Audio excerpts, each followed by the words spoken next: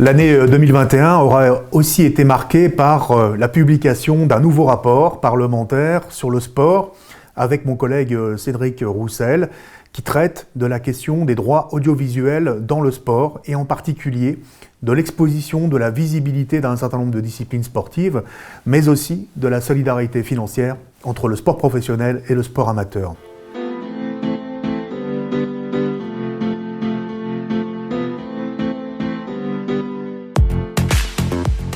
Au-delà des enseignements à tirer du fiasco Mediapro, le travail que nous avons réalisé au sein de la mission d'information parlementaire avec le rapporteur Cédric Roussel a été d'établir un juste équilibre entre les règles économiques de la concurrence, qui aujourd'hui encadrent le sport en Europe, mais qu'il s'agit d'aménager par des mesures de régulation, et l'accessibilité au plus grand nombre du spectacle sportif dans sa diversité, avec l'objectif d'une exposition la plus large possible de toutes les disciplines, notamment le sport féminin et les parasports.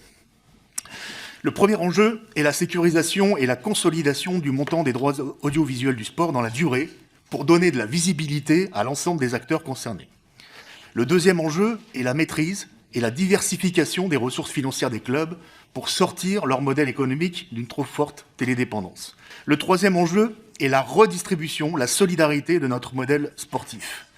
Par l'intermédiaire de la taxe sur la retransmission audiovisuelle des événements sportifs, communément appelée taxe Buffet, le marché des droits sportifs contribue significativement au budget de l'État et à celui de son nouvel opérateur, l'Agence nationale du sport. Nous réaffirmons avec Cédric Roussel notre attachement au modèle de solidarité et de redistribution financière entre le sport professionnel et le sport amateur, qu'il s'agit de consolider par une augmentation régulière des taxes affectées au sport, comme la taxe Buffet, mais aussi celle sur les paris sportifs, ainsi que les mécanismes de solidarité au sein des fédérations. Enfin, le défi à relever est la quasi-éviction du sport en clair pour les chaînes publiques ou commerciales, qui ne représentent plus que 5% de la diffusion totale des événements sportifs. Nous devons offrir de nouvelles fenêtres en clair pour plus d'exposition et de diversité pour les disciplines les moins médiatisées.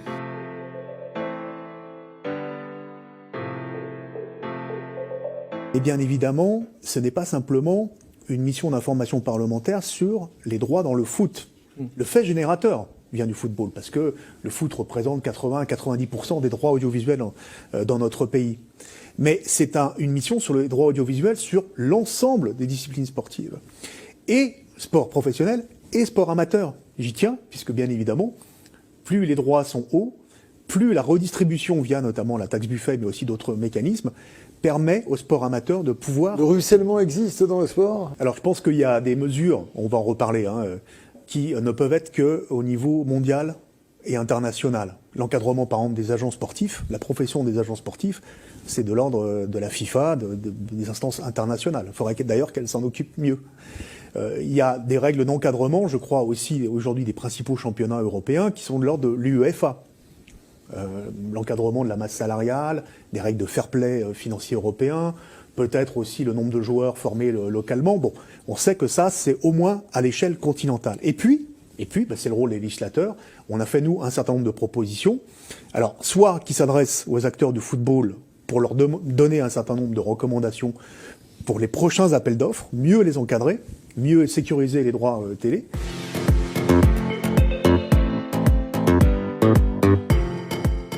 On a eu l'impression que Mediapro a fonctionné un petit peu comme une forme d'aveuglement, de mirage.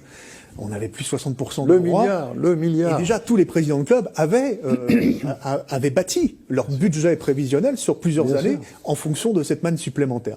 Il y a le trading aussi qui joue ce rôle aussi inflationniste.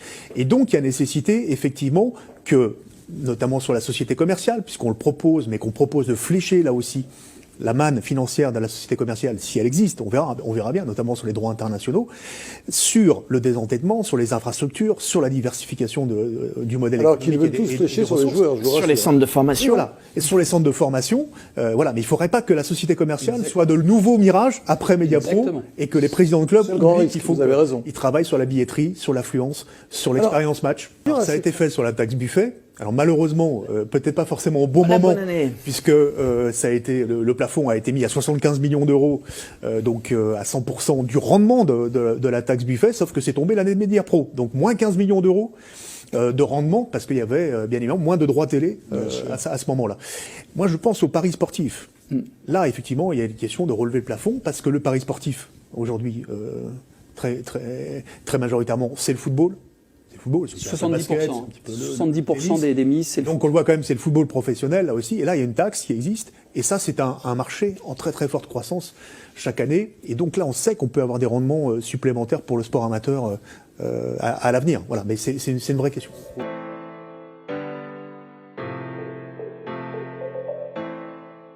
Là, il y a un enjeu sur le sport féminin, il y a un enjeu sur les parasports. Et avec Cédric, ce qu'on a clairement proposé, c'est de renforcer les moyens de France Télévisions, là pour le coup du service public de audiovisuel du sport, ce qu'on appelle le service minimum de l'audiovisuel du sport, notamment avec l'autorisation de publicité après 20h pour les événements sportifs, de manière à ce qu'ils aient les moyens de s'aligner pour acheter aussi des droits sportifs. On le voit, ils pourraient être en difficulté sur le Tour de France, sur Roland-Garros, sur un certain nombre de très grands événements populaires. Un certain nombre de préconisations de ce rapport de décembre 2021 ont pu être adoptées immédiatement dans la loi du 2 mars 2022 visant à démocratiser le sport. La création d'une société commerciale pour mieux valoriser les droits audiovisuels du foot professionnel français, l'adoption des sociétés coopératives d'intérêt collectif, donc l'économie sociale et solidaire, et puis, bien évidemment, la possibilité pour les clubs de prolonger de 3 à 5 ans les premiers contrats pro pour valoriser nos talents dans les clubs français. C'est autant de possibilités pour le sport professionnel d'augmenter, bien évidemment, ces possibilités de financement, mais surtout au sport amateur, via la taxe Buffet, de pouvoir bénéficier de cette solidarité financière.